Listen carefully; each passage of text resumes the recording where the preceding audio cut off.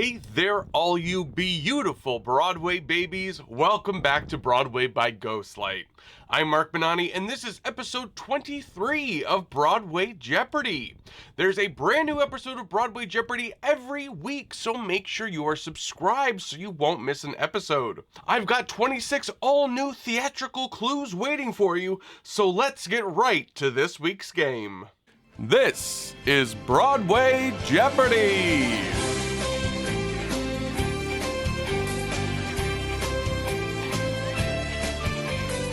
Looking at our categories for the week, we start off with last week's final Jeopardy category, which is Which Witch is Which? A holdover from our spooky Halloween episode, this category looks at some spellbinding characters in musicals.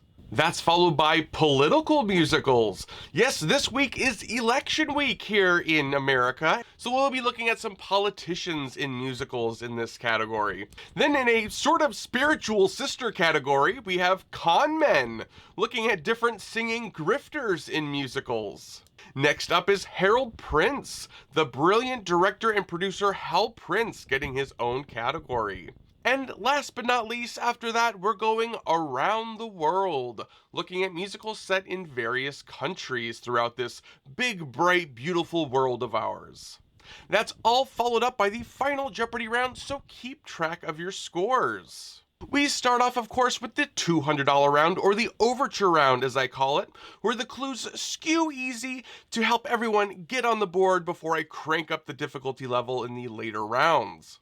Starting off with Which Witch is Which, your first $200 clue is, in Disney's The Little Mermaid, this sea witch steals Ariel's voice. Who is Ursula?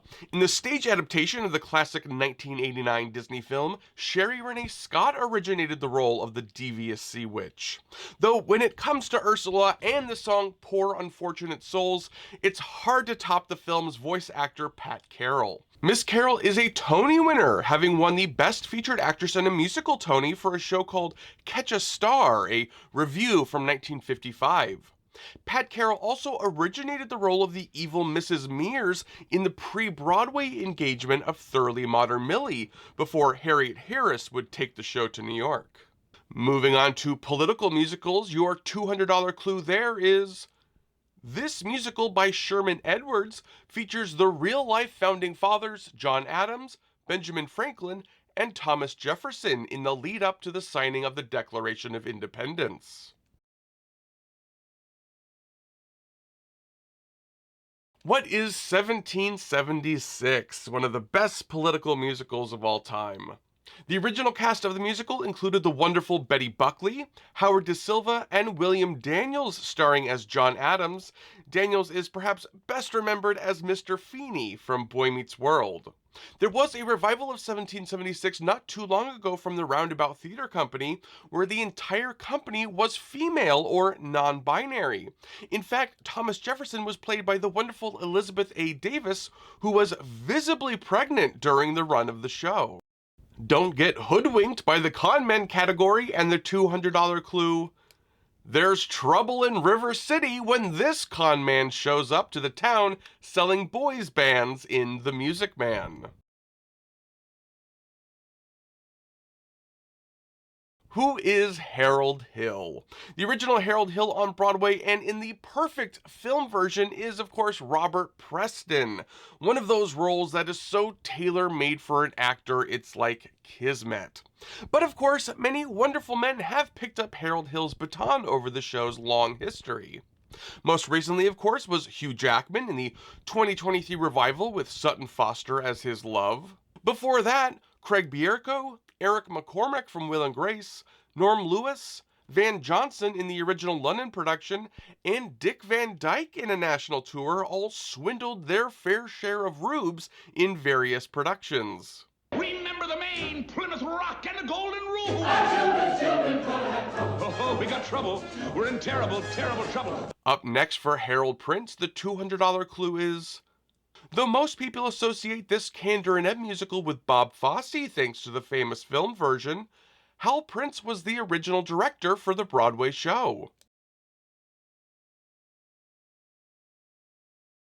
What is Cabaret? Yes, Hal Prince was the original director and producer for Cabaret on Broadway, and the choreography was by Ron Field. Not only did Prince direct and produce the show, but it was his concept as well, bringing on Kander and Ebb and book writer Joe Masteroff to the project. He was not the first to try his hand at the adaptation, though. British composer Sandy Wilson, who had written the popular musical The Boyfriend, also was working on an adaptation of I Am a Camera at one point, the play which is the basis for Cabaret. And Sandy Wilson's version was to star Julie Andrews as Sally Bowles, though Miss Andrews turned down the role because of Sally Bowles' unladylike behavior. When Wilson's option on the play ran out, Hal Prince scooped it up, and the rest is musical theater history. And finishing up the Overture round in the Around the World category gives us the $200 clue. Man of La Mancha, set in Spain, is perhaps most famous for the song The Quest, which is more commonly referred to as this. What is The Impossible Dream? One of the most famous show tunes of all time, I'd wager. The song from the score by Mitch Lee and Joe Darian has been recorded by several of the world's best singers from many different genres over the years. It started, of course, with the original Don Quixote, Richard Kiley. It's also been recorded by everyone from Frank Sinatra to The Temptations, Placido Domingo, Diana Ross and the Supremes, Sammy Davis Jr., Elvis, and Cher. Remarkably, with all the A-list vocalists who have recorded the song over the years, it was a recording from singer Jack Jones in 1966 that reached number 35 on the Billboard Top 100 charts and the number 1 slot on the Billboard Easy Listening charts. Jack Jones is perhaps best remembered today for singing the theme from The Love Boat. To dream the impossible dream, to fight the unbeatable foe, to bear with unbearable sorrow, to run where the brave dare not go. I hope you all swept that first round like Cinderella. Let's move on to the only slightly harder $400 round now. Circling back to Which Witch is Which, the $400 clue is...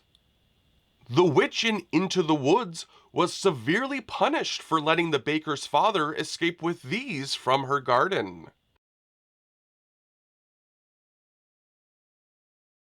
What are beans? Beans! Her special beans! She let him go, she didn't know he'd stolen her beans. Okay, this is sort of random, but you guys, you probably know that I am a merch maniac, and for the 2002 revival of Into the Woods with Vanessa Williams, they sold alright, so when I pulled out this merch bottom, I found they also sold these little Milky Whites. You can see Into the Woods there, little Milky, the stress ball type. They had golden eggs that say Into the Woods. And it had Silly Putty inside. Oh, and the original Silly Putty is still there, which is not surprising because what I wanted to show you is they sold bags of magic beans from Into the Woods. And when I pulled these out from my, sort of archives, I found that they still have the original jelly beans from 2002. These have got to be the oldest. Oh, they're rock hard. If I hit 10,000 subscribers, I'll eat one of the, 22-year-old magic beans. So, if that's motivation for some of you. Anyway, grab your ballots for political musicals. The $400 clue is... In Hamilton, we spend time with the Schuyler sisters, Angelica, Eliza, and this younger sister. Who is Peggy Schuyler? Poor Peggy. She is just there to be disliked, I think. Work, Angelica. Work, Eliza and Peggy. The original Peggy was Jasmine Cephas Jones, who also played the role of Mariah Reynolds in the musical. Many other amazing performers have taken on the somewhat thankless role of Peggy Schuyler / Maria Reynolds, including Samantha Maria Ware from Glee, Amber Iman, and Taylor Iman Jones. Next up for con men, your $400 clue is This musical about real-life conman Frank Abagnale Jr. is based on the film of the same name starring Tom Hanks and Leonardo DiCaprio. What is Catch Me If You Can? The musical boasted a score by Mark Shaman and Scott Whitman, the team from Hairspray, and the book was by Terrence McNally. It starred heartthrob Aaron Tveit as teenage conman Frank Abagnale Jr. and Norbert Leo Butz as Detective Carl Hanratty, the Tom Hanks role, and he would win a Tony Award for his effort. Nathan Lane was actually involved in several early readings of the show as Hanratty, with Matthew Morrison and Christian Borle as early Frank Abagnales. The musical got mixed reviews and closed after about 5 months on Broadway. I got a story about fame and money, and it's got more curves than a Playboy bunny. I wanna live, not just survive. I wanna tell my story live and in living color. Tune me in and turn me on. Yes, I'm live and living color. Blink your eyes and I'll be gone. And in Mr. Prince's category, the $400 clue is: this Argentinian set musical, directed by Hal Prince, features the songs Another Suitcase in Another Hall, Buenos Aires, and Rainbow High. What is Evita? The musical first started out as a concept album, something Andrew Lloyd Webber is fond of doing, in 1976. Webber sent Hal Prince the concept album and asked if he wanted to stage the show.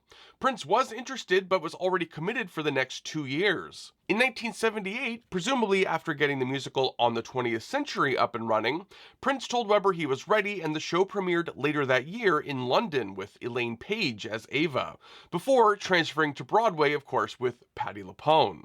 I believe that Evita's success is in large part to Hal Prince's concept and original direction. Let's head around the world for $400. Your clue is: this jukebox musical from Australia, based off the film of the same name, follows 3 Aussie drag queens on a bus trip of a lifetime. What is Priscilla, Queen of the Desert? The musical is based on the 1994 Australian film starring Hugo Weaving, Guy Pearce, and Terence Stamp. The musical version first opened in Australia in 2006 before playing the West End, Toronto, and finally Broadway in 2011.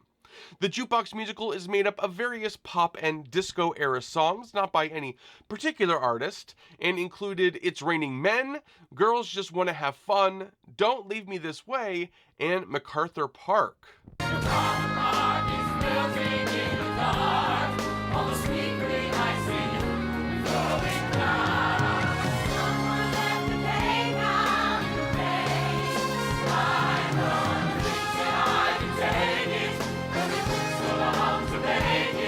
Jumping right into the $600 round now, let's grab our broomsticks and head back to Which Witch is Which?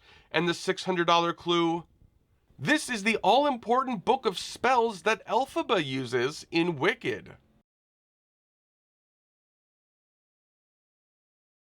What is the Grimoire is the correct answer. The Grimoire is the book of spells owned by the wizard before Elphaba takes it from him and uses it several times throughout the show. It's also the title of the excellent Wicked coffee table book released a couple of years into the Broadway run. In the show, it's just a normal, slightly ornate looking book, but for the upcoming film version, the Grimoire appears to be a sort of triangle shape, which is fun and different. Next up in political musicals, your $600 clue is: this musical satire about the 7th US president rocked Broadway with songs like Populism Yeah Yeah and The Hunters of Kentucky.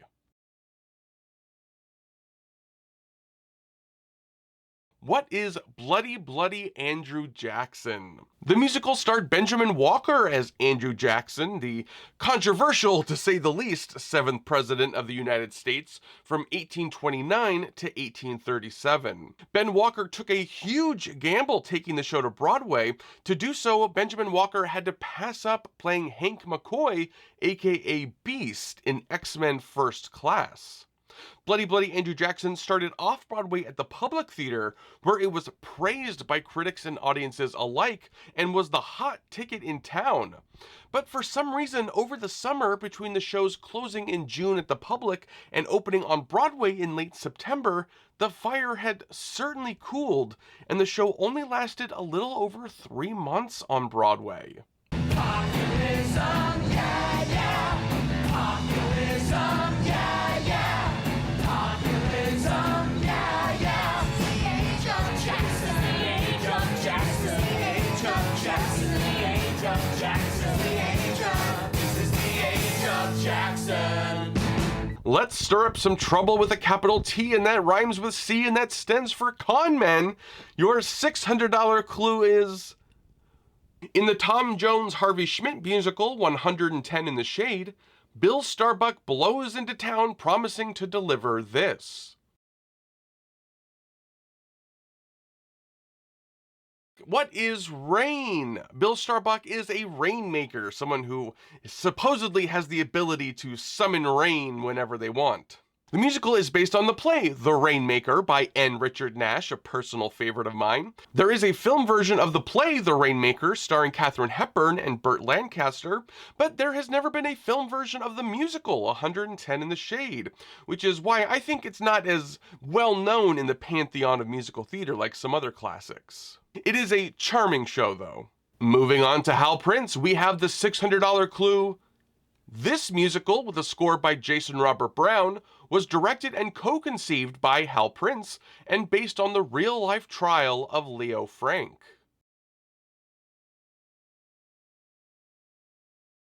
What is Parade?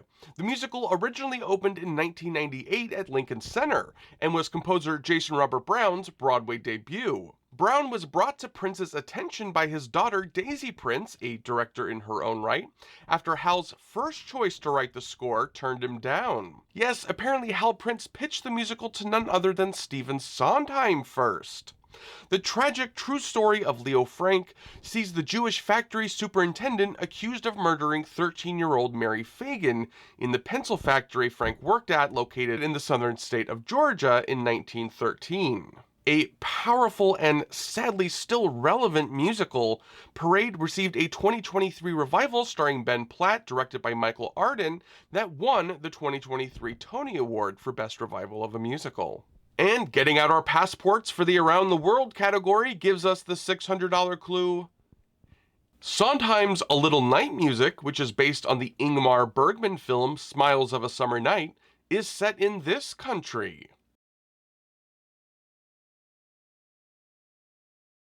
What is Sweden? The original Ingmar Bergman film Smiles of a Summer Night, whose Swedish name I'm not even going to try to pronounce, was released in 1955 to great acclaim. Besides A Little Night Music, Smiles of a Summer Night is also the basis for the Woody Allen comedy A Midsummer Night's Sex Comedy. If you got this question wrong because you were sure the musical took place in Austria and not Sweden, you are definitely thinking of the 1977 film version of Night Music, which was reset in Austria and filmed on location there. Alrighty, my friends, it's time to really turn up the heat with the $800 round. But before we do, please, oh pretty please, take a quick second and hit that little like button for me if you're enjoying this week's game. It really helps with these videos getting shown to more fine folks like yourselves, but also makes me feel like the president of the Musical Theater Nerd Society. Actually, I should start that sometime. Thank you all. I really, really do appreciate it. Okay, $800 round, here we go. Looping back to which is which, the $800 clue is, in this film and stage musical, you'll find the spell Triguna Macoides Tricorum Satis D. What is Bedknobs and Broomsticks? Yes, that is the spell for substitutionary locomotion from the classic 1971 Disney film starring Angela Lansbury. A stage adaptation reached the UK in 2021 and toured for a spell, but never played the West End proper or the United States. Substitutionary locomotion it must be. Triguna, Macoides, and Tricorum Satis D. Entering the voting booth for political musicals gives us a daily double! Remember, answer the first part, you get the $800, and answer the more difficult second part, and you double your money to $1,600. Okay, your clue is: in this Gershwin musical, you'll witness the presidential campaign of John P. Wintergreen and his running mate, Alexander Throttlebottom. For double points, this is John P. Wintergreen's chosen campaign platform.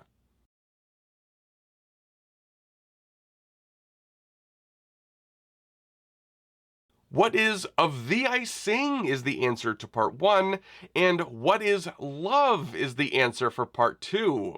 Yes, John P. Wintergreen runs on the platform of love. Unmarried presidential candidate John P. Wintergreen is supposed to marry the winner of a beauty pageant, but he instead falls for the sensible woman running the pageant, Mary Turner. For what it's worth, the campaign of love works, and Wintergreen is elected president. Moving on to con men, the $800 clue is: Dr. Emil Schaffhausen is one of the many aliases of con man extraordinaire Lawrence Jameson in this 2005 musical. What is Dirty Rotten Scoundrels? The musical about warring con men trying to seduce the same woman for sport is based on the 1988 film of the same name, which starred Michael Caine and Steve Martin. That film itself is an adaptation of the movie Bedtime Story, starring David Niven, Marlon Brando, and Shirley Jones. The musical starred Norbert Leo Butz and John Lithgow as the gifted grifters. Over in Mr. Prince's category, we have the $800 clue: this 2017 review from the Manhattan Theater Club featured all numbers from Hal Prince produced and/or directed shows.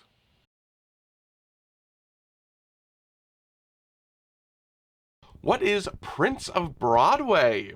The Broadway review about the Broadway legend did its pre-Broadway tryout in Tokyo, Japan. Okay, it wasn't really a true pre-Broadway tryout, I suppose.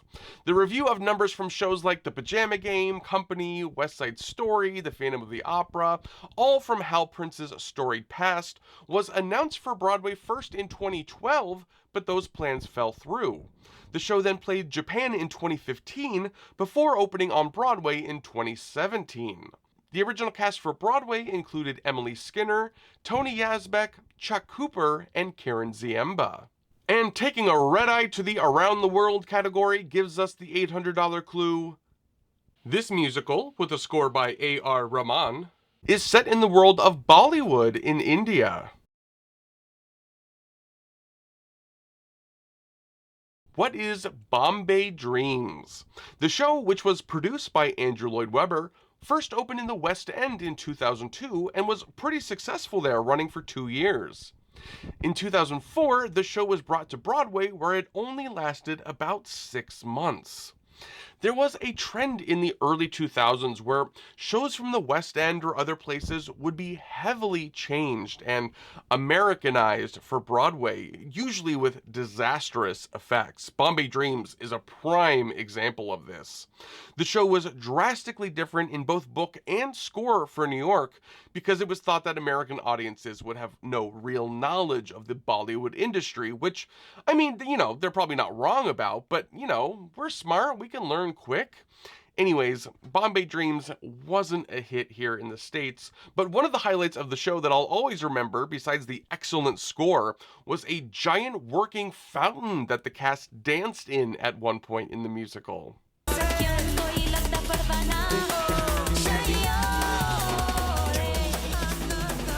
Okay, my friends, we've reached that moment, the big show, the main event. It's the $1,000 round. Cue that dramatic music. Good luck, players. Heading down the road once more to the Which is Which category, your $1,000 clue is: in Lerner and Loewe's Camelot, this woman casts a spell on King Arthur, not allowing him to return to the castle for a time.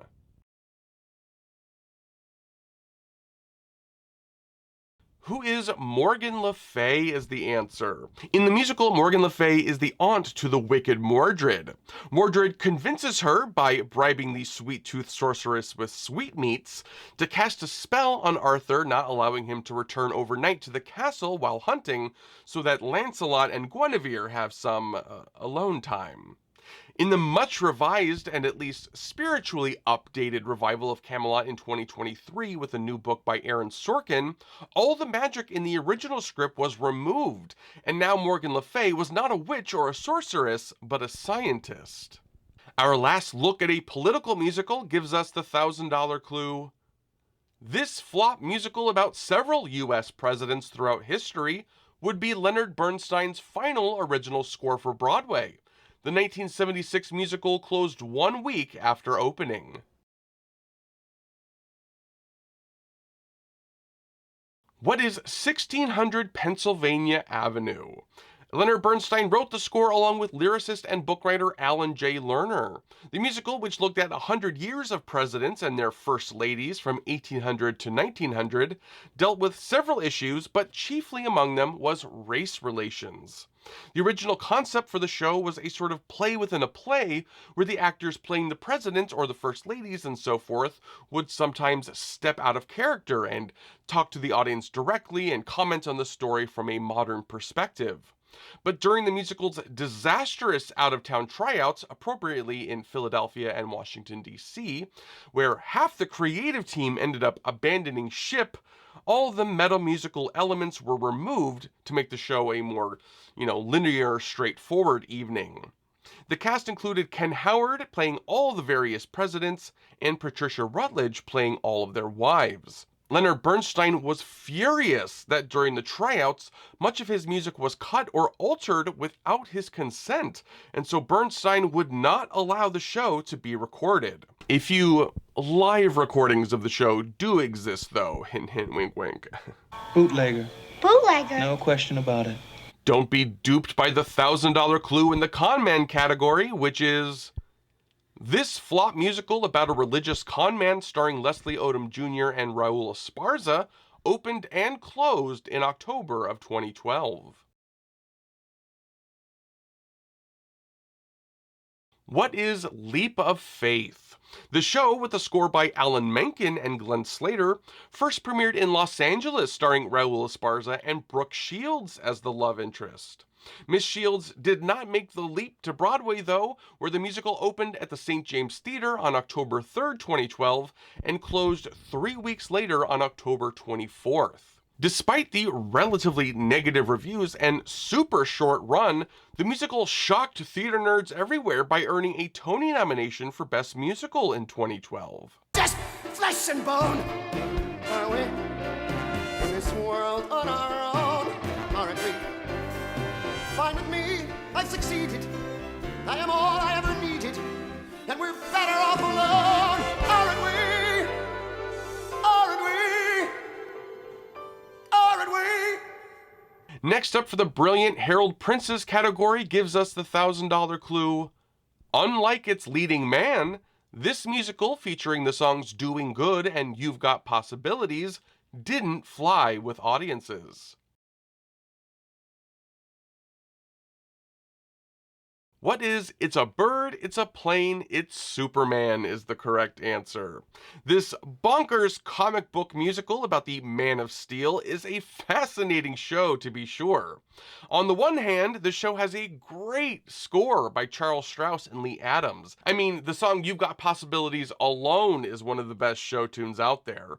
You also had Bob Holliday as Clark Kent / Superman, a role he was perfect for. On the other hand, the musical was only allowed to use Superman and Lois Lane from the comics, so all the villains are invented for this show, and let's just say there are parts of this musical that make Spider-Man Turn Off the Dark look like West Side Story. If you're in the mood to really torture yourself, there is a television adaptation of the musical that will make you want to leap off a tall building in a single bound. Or better yet, I recommend my breakdown of the musical. I promise you it's a better time than that TV version. Oof. And the curtain call clue in the Around the World category for $1,000 is This zany off-Broadway musical with a score by Lynn Ahrens and Stephen Flaherty is based on the novel The Man Who Broke the Bank at Monte Carlo by Michael Butterworth. What is Lucky Stiff is the answer. The very funny Madcap musical is about Englishman Harry Witherspoon, who's set to inherit a large sum of money if he takes his Uncle Anthony on one last trip to Monte Carlo. The only catch is, Uncle Anthony is already dead, and Harry must bring his corpse on the excursion, Weekend at Bernie's style. Also involved is a dog-loving young woman, a pair of unscrupulous siblings, a mysterious Italian, and enough shenanigans to make your head spin. It's a wonderful little show. The Ahrens and Flaherty musical opened first in 1988 at Playwrights Horizons off-Broadway. It played London's West End in 1997, starring Frances Ruffelle and Tracy Bennett, and recently in New York, the wonderful J2 Spotlight Company did an amazing production starring Janine LaManna. And with that, we've reached the final Jeopardy round, everyone. Time to tally up your scores and decide how confident you feel in the category Added for the Film. This category looks at songs that were added for the film versions of various musicals. Okay, has everyone made their wagers? Wendy? Darcy? Okay, here is your final clue. In order to highlight star Anne Margaret, this song was added for the film version of Bye Bye Birdie.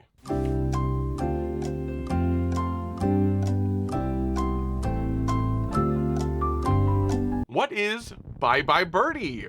Yes, the title song did not exist in the original musical. It was created for the film specifically to give Anne Margaret more screen time. The entire role of Kim McAfee was blown up to epic proportions for the film, much to the chagrin of Dick Van Dyke and Paul Lynde, both stars of the Broadway show brought on for the film version. But honestly, that's the least of the bonkers things that were changed for the film version of Bye Bye Birdie.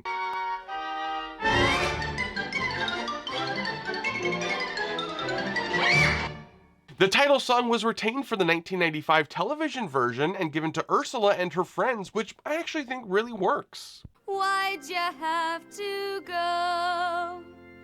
No more sunshine. It's followed you away. I'll cry, birdie, till you're home to stay. And that's this week's game! How did you all do? Be sure to let me know in the comments. I absolutely love hearing from you guys. A massive thanks to all my favorite people over on Patreon. You guys get my vote every time. There's a link in the video description to my Patreon as well as to my merch shop with fun theatery designs. You can follow me on the socials at BWayGhostlight. But assuming the United States is still standing, I'll be back next week with 26 all-new Brainbusters.